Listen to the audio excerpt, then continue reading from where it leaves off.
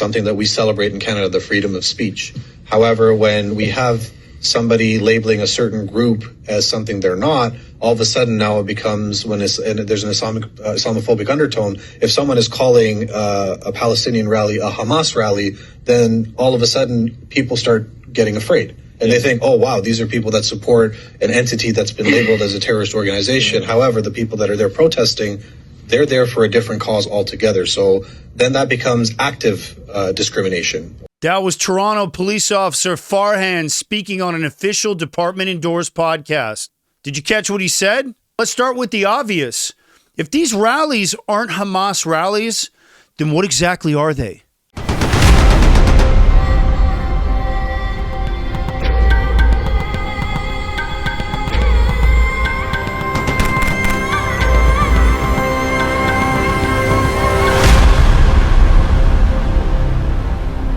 We've all seen the footage. You've seen the footage. I've seen the footage. These rallies have people literally waving Hamas flags, chanting from the river to the sea, a call for the destruction of Israel and the death of Jews, and in many cases, explicitly expressing support for Hamas itself.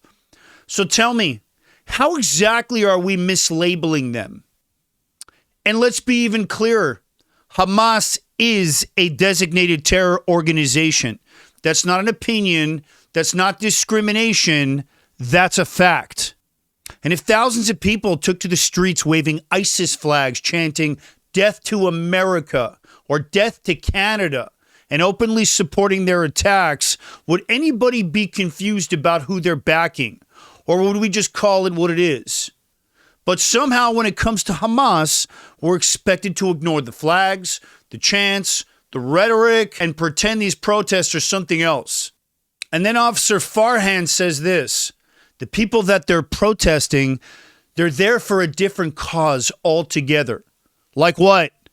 What exactly is the different cause, Officer Farhan, that just so happens to look, sound, and act exactly like a Hamas rally? But let me put on my counterterrorism hat for a second. This is where it gets dangerous. Because according to Officer Farhan, when you point this out, when you call it what it is, that's not the truth. It's Islamophobia. Pushed a huge thing after October 7th to actually encourage, including the chief of police, Myron Demkew, to push for, to report Islamophobia events. So let me ask you this. Is it Islamophobic to state a fact? Is it Islamophobic to call out people who are visibly, vocally supporting a designated terrorist organization, Officer Farhan? Because what this sounds like, my friends, is an attempt to silence criticism of Hamas supporters by labeling it Islamophobia. And that should concern every single Canadian, no matter what your background is. But I want to talk about this podcast in a little bit of a broader sense. I want to talk about an ongoing, consistent pattern of appeasement up in Canada. This podcast episode isn't a mistake. This is part of a larger pattern of appeasement throughout the Canadian government. And the people in charge aren't protecting Jews. They're protecting the people that have been terrorizing them. And I want to look at the timeline of what's happened since October 7th. Toronto saw some of the largest pro-Hamas rallies in the Western world. Google them. And Jewish businesses and synagogues have been vandalized, shots have been fired, and Jews have been harassed and physically attacked in broad daylight. And so where was law enforcement? Standing down, refusing to enforce the law, making excuses for these mobs. So here's my question. Who gave them the order to stand down? Who's making them stand down? Cops don't do anything without being told what to do. Chain of command, very strict in our community. Now fast forward to today, and we're seeing that not only did Toronto police fail to protect Jewish communities, they actively promoted a podcast that's now defending these Hamas rallies. And it doesn't stop there. Take a look at this. Why is Officer Farhan seated here in uniform with Sheikh Abu Bakr Zoud, who openly calls for Muslim doctors to quote unquote, take advantage of their kafir, patience, and praises martyrdom? This episode of the Aaron Cohen Show is brought to you by Merkava Coffee. This is the official coffee of the Aaron Cohen Show. When I served in the IDF, coffee wasn't just coffee, it was fuel. And in the special operations world, there were nights with no sleep, missions that stretched for days, and no room for mistakes. Coffee was serious, and it kept us sharp, locked in, and ready to move. And let me tell you something, I still take it seriously. And that's why Merkava Coffee, strong, no nonsense, battle tested, no fluff, no gimmicks, just good, bold coffee for the people who need to be at their best. And if you start your day like I do, like it's a mission, you know why this matters. Hit the link down in the description and grab yourself a triple order and help keep the lights on and support the Aaron Cohen Show. Appreciate you guys. Question to the Toronto police chief. Was this also a sanctioned appearance? So now it's not just about messaging.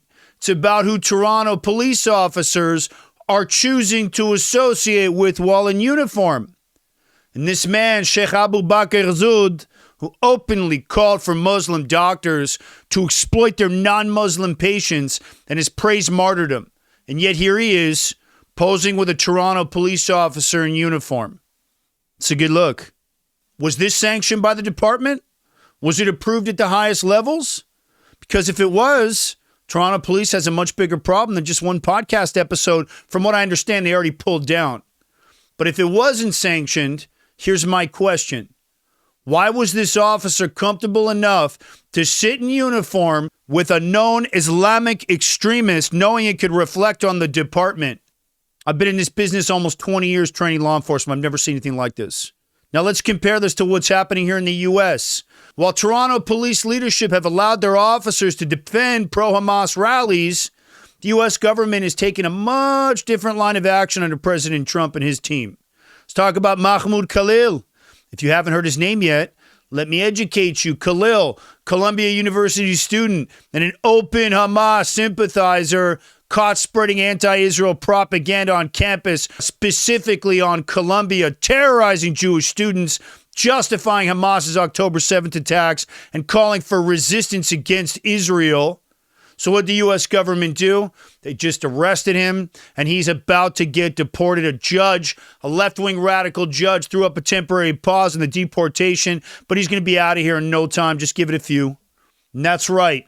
Homeland Security under Trump isn't playing around.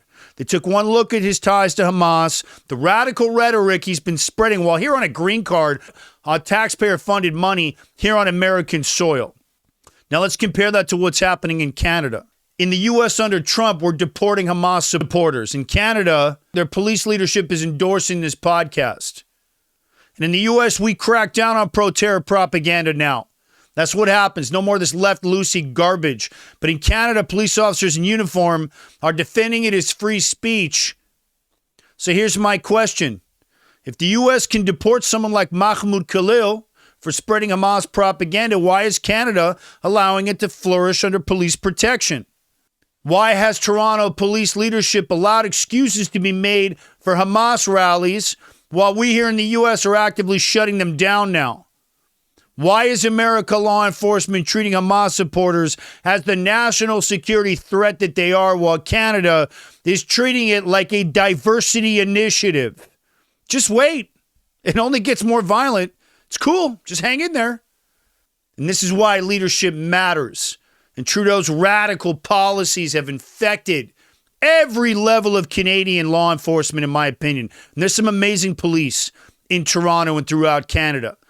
And police are no longer being allowed to protect that Jewish public. They're protecting the people calling for Israel's destruction. And it's a problem. And I can assure you that many of your cops are not cool with it. This isn't about free speech. It's about national security. And right now, Canada is bottom. And unless something changes, I promise you that weakness will eventually have consequences for terrorism. Now, just to be clear, the police chief did put out a statement. The podcast was pulled down. But you know what? There still hasn't been a formal apology made, and I still haven't heard any after action regarding Officer Farhan. Let's see what comes out in the next coming days. I'm going to come back to this story as it continues to develop. Absolutely incredible what's happening in Canada. It's embarrassing. But I want to say this, and I want to end it with this. Canada has some amazing law enforcement officers. And to you men and women who hold the blue line up in Canada, we salute you here at the Aaron Cohen Show. You should not have to put up with this woke garbage leadership that you're dealing with right now. As a 25-year law enforcement instructor and 17 years sworn reserve deputy, my hat is off to you. I salute you for having to put up with this garbage. You're good men and women, and we support you here at the show. And I want you to know that anything we can do to help make your quality of being able to perform professionally is one of my priorities. So hats off to the men and women up in Canada behind the badge. I'm going to come back to this one as it continues to develop. I want to thank you guys for watching this one. Do me a favor. If you guys are a fan of the show, hit the link down in the description. Grab yourself a 3-pack of Merkava coffee. It's the official coffee of the Aaron Cohen Show. Every bag sold helps keep the lights on in the studio and allows me to continue to combat that garbage anti-Israel misinformation and propaganda that's out there. Hit the link down in the description. Grab yourself a 3-pack. We're completely independently produced. If you guys wake up in the morning and treat each day like it's a mission like I do, trust me, this stuff will turn the lights on. You're going to love it. Hit the link down in the description and help support the show. Appreciate you guys. I'm Aaron Cohen. You're watching the Aaron Cohen Show, and I'll catch you guys soon on the next one.